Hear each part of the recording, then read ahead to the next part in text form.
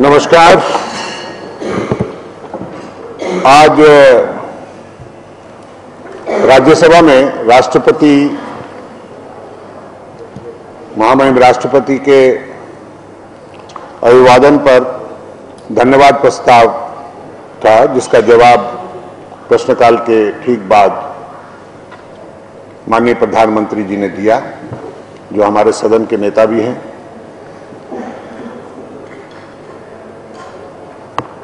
वहां पर करीब 600 से ज्यादा संशोधन थे। मूलतः एनसीटीसी का संशोधन वहां सारे विपक्ष ने दिया हुआ था और सहयोगी दलों ने भी दिया हुआ था।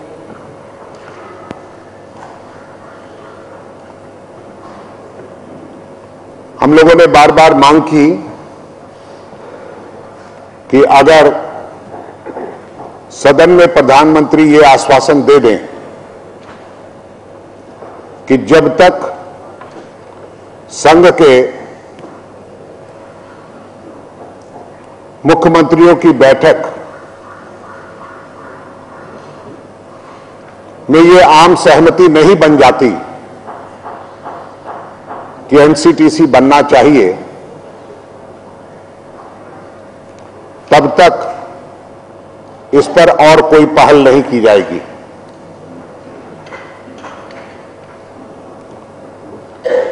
बहुत देर तक वो मंथन करते रहे अपने मंत्रियों के साथ। उनके संसदीय कार्य मंत्री पवन बंसल जी ने कहा कि वो कह चुके हैं। हम लोगों ने मांग की एक बार पुनः कह दें,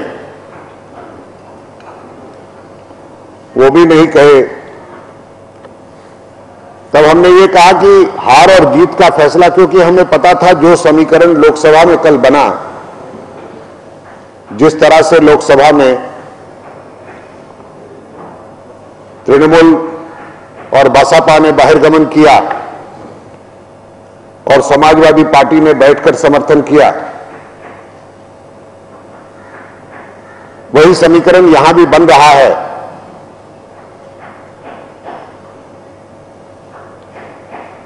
वैसे हालात को देखते हुए हमने मांग की कि भाई अब अगर आप हार जीत का सवाल नहीं है, सवाल ये है कि एक शंका सी है कि यूपीए सरकार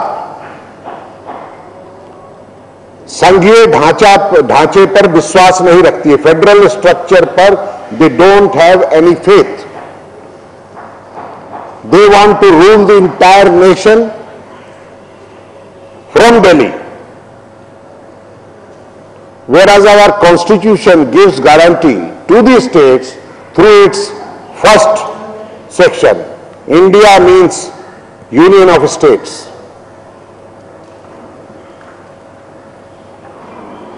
भारत का मतलब ही है कि हमारे जो यूनियन ऑफ स्टेट्स हैं उसको लेकर ही भारत बना है। हमने ये बात जो ही कही कि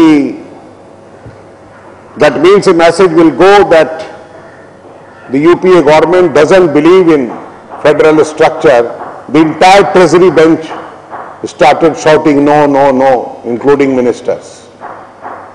But despite of that, they have not accepted because they have managed the floor. TMC already walked out, but Samajwadi Party, unfortunately, Mayawati wrote against NCTC as a chief minister.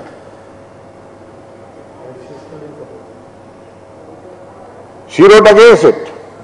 Now, and today in the House, her party supported the government and against the motion.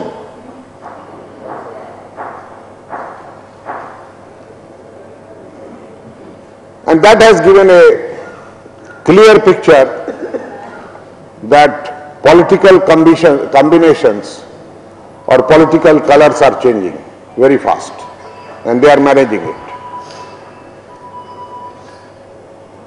आज सदन की कार्रवाई यही हुई। आज सुबह एक और खबर आई थी पावर्टी लाइन के बारे में।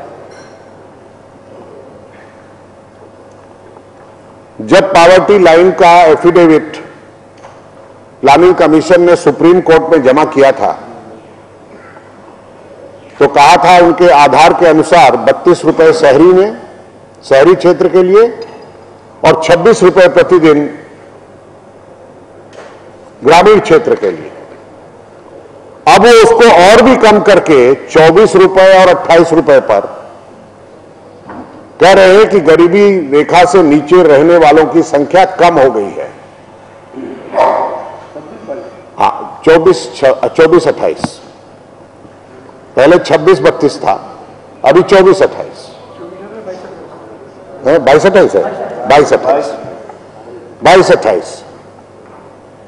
दुर्भाग्य की बात है कि hunger report, world hunger report India chapter कहता है कि 89% of the Indian population are living below the poverty line of international standard. Arjun Sengupta report कहती है कि 79% people live below the poverty line because their earning is 20 rupees per day. Saxena committee says that if this is 49% below the poverty line, Tendulkar committee says it is 34%, and planning commission says it is 21%, and now they say it is going down. But our belief is that they are actually abolishing the terminology of poverty line. They are calculating the starvation line into poverty line. If the poverty line is 22 rupees and 26 rupees, then what is the starvation line? Can the Prime Minister and the Finance Minister and the Planning Commission Deputy Chairman can tell us how to survive with dignity in India with 22 rupees per day in Gramin Kshetra, in urban area, rural area, and in 28 rupees in urban area. Tell us the art, how to live, and how to feed our children, and how to cover our body with clothing, and how to send our children for education, and how to get our medical aid for our ailing parents or children or family members.